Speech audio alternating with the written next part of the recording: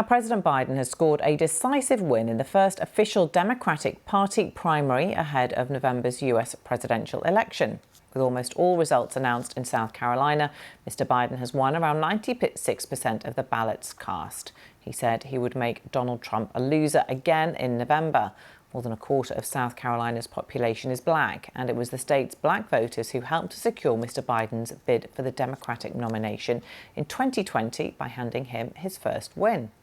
The BBC digital reporter Brandon Drennan has written a piece on the BBC website asking the question, are black voters losing faith in Joe Biden? He spoke to us earlier and told us what their biggest concerns are. A lot of voters that I spoke with are still fairly discontent with the economic conditions in their communities. In several communities, the poverty rate hovers around 25%. So that's a quarter of the population. And it's been that way for 4+ years. So they're frustrated with that. They're frustrated with what they feel like are lagging improvements to safety. By making South Carolina the first official Democratic primary, that was one big gesture. Biden and his campaign have been on the ground a lot in January, trying to connect with black voters in the state. They've been to historically black universities, black churches, barbershops, and spent hundreds of thousands of dollars trying to reach young black voters in particular, where enthusiasm appears to be the lowest.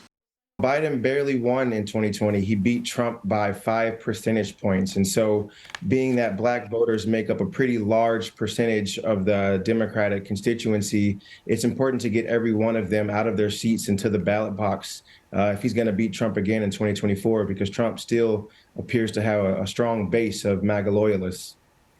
Some of the younger voters that I spoke to are unhappy with Biden's stance and what seems to be unwavering support from Israel. But going back to the economic bit, there was quite a bit of frustration with people watching the Biden administration send millions of dollars overseas to assist in other wars. Meanwhile, as they pointed out, people in their communities are sleeping homeless at the bus stop down the street from where they live and where they work.